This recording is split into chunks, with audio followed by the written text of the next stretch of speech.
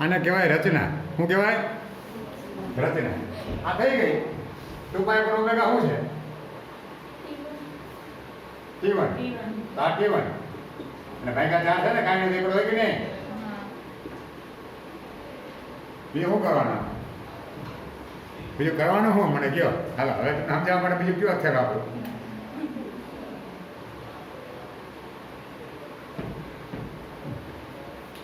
હવે ખબર પડે ને કે કેટલી તકલીફ વાળું છે. અને ખાલી અહીંયા આવે એવું નહીં, આ કોમર્સમાં આવે આવું આવે કે નહીં? આવું કોમર્સમાં આવે. એમાં આંકડા શાસ્ત્ર હોય, નામું હોય. મેળ આવ્યો કે નહીં? હજી ગરબો મોટો ઈશ્વર મોટો છે ને. હા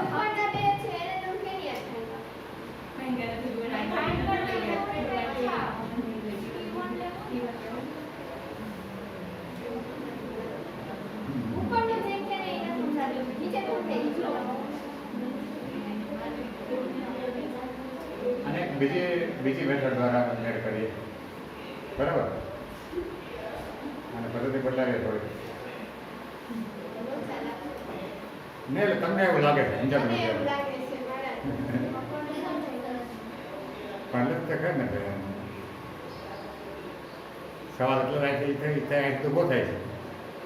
આમ જેમ તકલીફ પડે પછી એટલે જ ઓલા લોકોએ નીટ રાખી છે કે બિનજરૂરી અંદર ક્યાંક નસોની ગૂંચવડ હોય, 9 ખેલ હવે તો માણસ મરી જાય ડૉક્ટરમાં, હે ને? એમના પછી ગૂંચવડ ના સમજાય તો માણસ મરી જાય કે નહીં? એટલે વચ્ચે હું રાખ્યા છે કે ભાઈ એવા ના આવી જાવ જોઈએ કે ડૉક્ટરમાં કે ગૂંચવું કરી ના હવે. એટલે વચ્ચે ફિલ્ટર રાખ્યું નીટનું. હું રાખ્યું ફિલ્ટર. એટલે પ્રયત્ન કરવાથી સમજાય તો વાંધો નહીં, પણ પ્રયત્ન કરવા છતાં ના આવતું હોય તો પછી માણા એટલે કાંઈ તમને કહી દો પછી કાંઈ આવો આવું તો ન કરાય, મોકલી દેવાય ને એમ. ન્યા ફોટો કરીએ તો શું થાય? હવે મરી ગયા તો આમ ક્યાં ના નથી જાય આમ. અને હા શું કેમ ગયા ક્યાં કઈ આમ કહી તો આમ ક્યાં ગઈ પાછું મરી ગયા ત્યાં તો ઓલો મરી જાય પેશન્ટ ગયો. ત્યાં તો એટલી પ્રેક્ટિસ હોઈ જાય આમ કઠા કે આમ જ છે ને આમ જ હાલાકી મેથ વાળાને એવી રીતના આવડી જાય થોડીક ટાઈમ જશે એટલે હજી લોકોને શરૂ નહીં થયું હોય. પાછા હમણાં શું છે બધું એવું લાઈટ તો થઈ ગયું જ ને. પહેલાં બધા પેલું કરતા ગયા હેલું કરતા ગયા પાયા ખાવાને આપણો 10 કોઈ ભરતું જ નથી. આમ જો કોઈ ભરતું જ નથી સમજે કહે હાલો સમજે માર્ક્સ છતાં આવી જાય કે ત્યાર દાખલા હોય ત્યાર રાઇડર હોય ત્યાર પ્રમેય હોય થોડે કરી દે મેળ ખાઈ જાય. પણ આવું તો ક્યાં કોઈ ભાગ્ય આવ્યું હોય છે. હજી લસાની વાત કરું તો એ પણ રાઈડ પડી જાય. કાંઈ વાંધો નહીં બીજી નહીં ના સમજાણું હોય હજી ના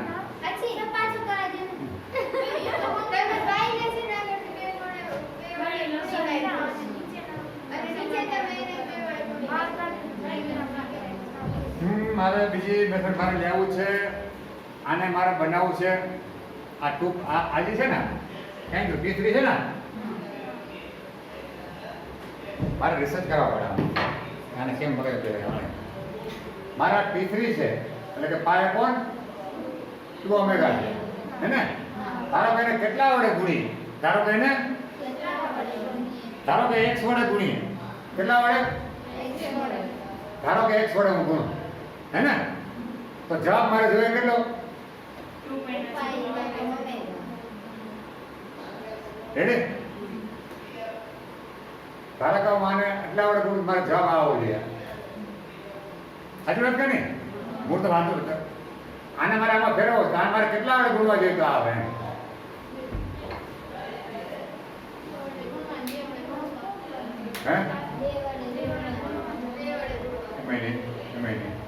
નહીં 1/4 આવ્યો ને. આમાં આવ્યું તો આપણે 1/4 T3 બરાબર 1/4 T1 આવ્યું તો ને આવું. T3 બરાબર 1/4 T1 આવ્યું. આ આપણે મારે જોઈએ ને તારે કોઈને x હું કહું મતલબ T3 એટલે શું હતું? આ રીતે પાય કોણ 2 ઓમેગા બરાબર. તો આ મૂલ્ય છે એ આ મૂલ્ય T1 એટલે શું? એના કેટલા ગણું છે? આમે થાય કે નહીં? ધારો કે x ગણું છે. આ મૂલ્ય છે એટલે T3 એ આ T1 ના એટલે કે 2 પાઈ ઓફ એના કેટલા ગણું છે ધારો કે 1 ગણું. હવે x મળીએ તો હાલે કે નહીં? હાલે કે નહીં? તો x ને કરતા બનાવો તો પાઈ અપોન 2 ઓમેગા આ ગુણાકારમાં તો ક્યાં જાય? આગળ. બરોબર? જો જાય ઓમેગા ઓમેગા ગયા પાઈ ગયા આ 1/2 ભાગ્યા 2 ને 1/4 આવ્યું કે નહીં? શું આવ્યું? 1/4. તો આ પાઈ અપોન 2 ઓમેગા ને હું કેટલા વડે ગણું? ધારો કે x વડે. x શું આવ્યું? 1/4. તો મને શું મળવું જોઈએ? 2 પાઈ અપોન ઓમેગા. હવે ત્રીજી રીત કોઈ નથી. કોઈ ડાયરેક્ટ હતી ગુણવાન બાપાને એટલે કોમન સેન્સ ને આમાં અમને શું કહેવું હોય એટલે થઈ જાય થોડુંક અઘરો તો કરે આમ એવું નથી કનેક્ટને લાગે બધાને લાગે અમને લાગે પહેલી વાર જ્યારે હમણાં રખડે આવ્યું હોય તો એમને નાખવું કેમ છોકરાઓને મેળ કેમ કરવું તો એવું ઉપાય નહીં તારે દાખલો મૂકી દઉં કામ એક રસ્તો કે દાખલો જાવ ઝડપ કહેવાય કારણ કે આવવાનું છે નહીં એટલે કે પૂછવાનું બોર્ડની પરીક્ષા છે નહીં પણ પછી માં ફિલ્ટર થઈ જાવ તો નીટમાં નીટે જેમ હોય નહીં પેલા ફિલ્ટર કરી નાખે એને આવી ગોઠવી દે કશે કે માણસો મારે નહીં એટલે સમજ્યા? તો જો આ છે આ મેં કીધું ને તમને આ પાઈ અપોન 2 ઓમેગા એને કેટલા વડે ગુણીએ તો 2 પાઈ અપોન ઓમેગા આવવું જોઈએ હે ને? ધારો કે એક આપણે ગોત લીધો 1/4 વડે તો 1/4 અને આ તો શું છે T1 છે કે નહીં? આ T1 મતલબ કે T1 બાય તો આ રીતે આપણું થયો બધો મામલો હે? હવે સમજાણું આ હું આવ્યું T3 પડી ગયું ને બધું મળી ગયું છે આ તો આ સમજાઈ ગયું કા કે 2 ગુણો 2 ભાગવા જતા ખાલી મેરી વાત અમે આ રીતે આવ્યો આમાં તમારે રીત કરી કામ કરાય જો પાઈ અપોન ઓમેગા ને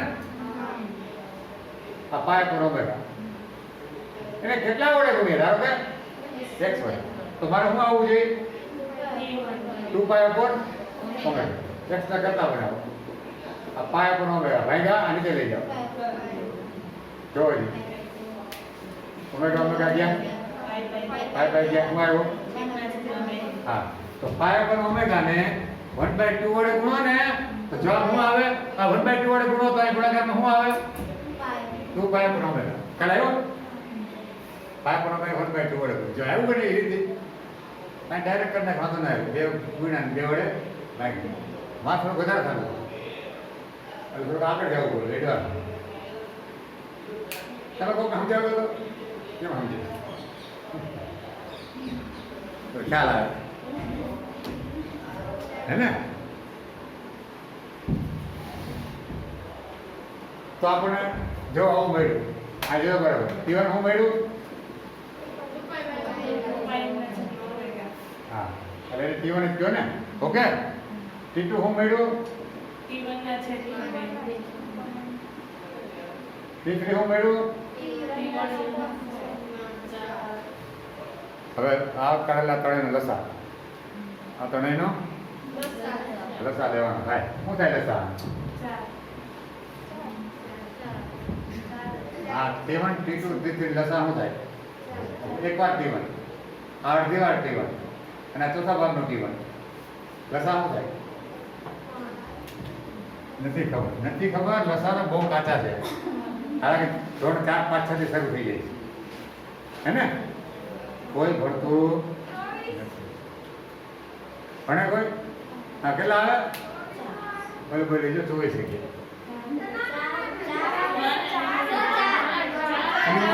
T2 તથા T3 નો લસા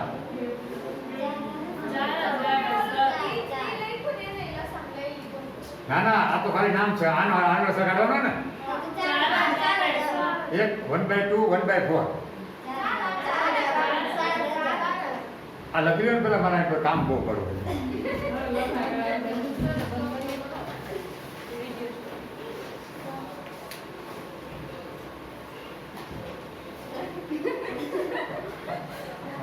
લસાને ઉદાહરણ લે તો તમે ખ્યાલ આવશે. 2, 3 અને 4 માં લસા ગોતો હે ને, તો અવયવ એના ગુણાકાર મૂલ્ય ગુણાકાર. જોજો 2 ના અવયવે શું થાય?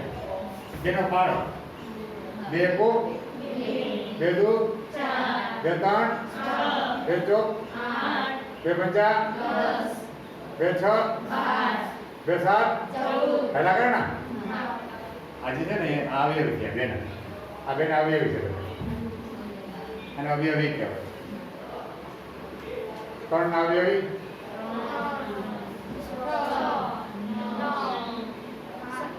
12 3 12 3 15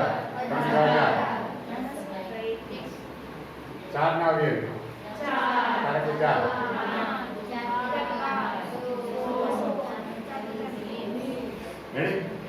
બધા નવી લખાઈ ગયા.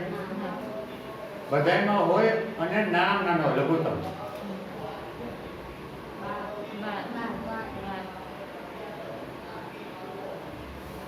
ગણગણમાં હોય એટલે સામાન્ય, પાછો ઓછામાં ઓછો હોય લઘુત્તમ અને અવયવી.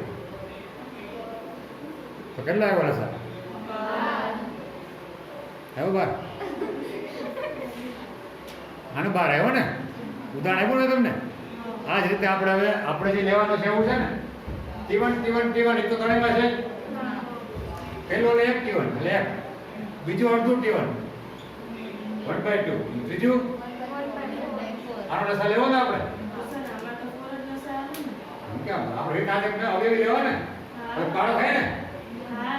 1 એકુ 1 2 1 3 1 4 અવયવી છે ને.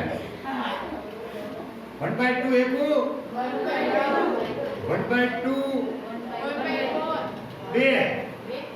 1/2 એકુ 1/2 1/2 દુ એટલે 2 ગુણે ને એટલે 1 થાય ને. પકડ છે થોડી થોડી. 1/2 એકુ 1/2 1/2 દુ 1 1/2 3 3/2 1/2 4 2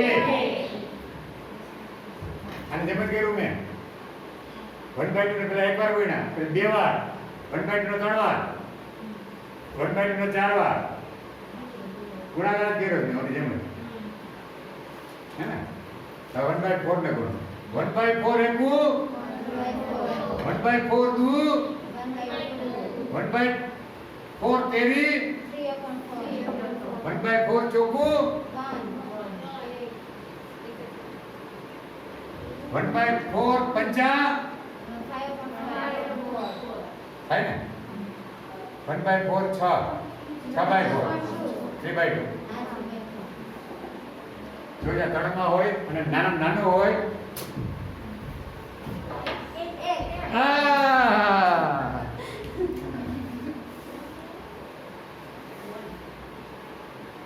શું આવ્યો? 1 હે ને, 1 આવ્યો. 1 એટલે T1 ને. T1 તો છે ત્રણેયમાં કોમન હતું જ. તો આવક કાળ શું થાય? T બરાબર, હજી પણ કઈ રીત છે સમજાવવાનું, હમણાં પટા ખોલું છું. આવક કાળ T બરાબર T1 તો બધા હતું જ ને, અને પાછો 1 આવ્યો ને એટલે કે 1 T1. ઓકે, તો હું આવ્યું T1 એટલે કે 2 પાય અપોન, તો 2 પાય અપોન ઓમેગા આવ્યો આનો જવાબ. ઓકે, આવ્યો કે નહીં? ચાલો હવે બીજી રીત. લસા આમને ફાવતું હોય અને હવે હું કહું એમ આવડતું હોય તોય હાલે. હા હે ના એમ ના હાલે. 3 ઘડિયાળ છે. પેલી ઘડિયાળ છે એ 1 T1 એટલે 1 કલાક સમજો ને, એકડો 1 કલાકે બેલ વાગે એમાં ટંગ. બીજી ઘડિયાળ છે ને એમાં દર અડધી કલાકે 1/2 કલાકે ટંગ. ત્રીજી ઘડિયાળ છે ને એમાં 5 કલાકે એટલે 1/4 5 કલાક થઈ ને. ચોથી કલાક ચોથા ભાગને તો પા કલાકે ટંગ થાય. તો 1 કલાકે ટંગ, અડધી કલાકે ટંગ અને પા કલાકે ટંગ. ઓકે, ત્રણેય શરૂ કરે. સ્ટાર્ટિંગ શરૂ થાય એમાં ક્યાં જ કંઈક પા કલાકે એનો કંઈ અડધી નથી ગઈ તો ટંગ.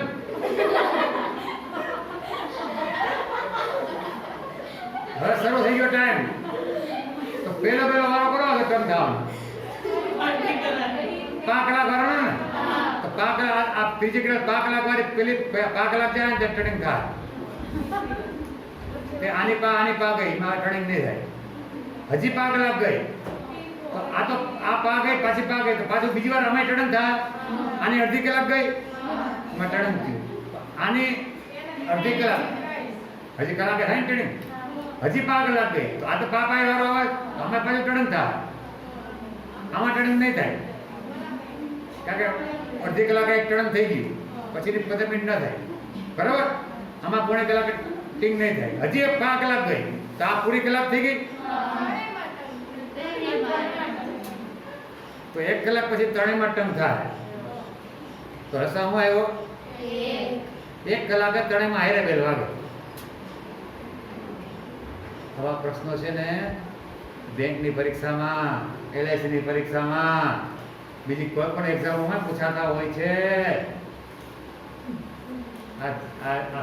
સામાન્ય ગણિતના પ્રશ્નો છે. સમજાય તમને આ કહેવાય? બધી સ્પર્ધાત્મક એક્ઝામમાં આ પ્રશ્ન પૂછાય. સમજાય ને? મેં શું કહેવા માંગુ છું?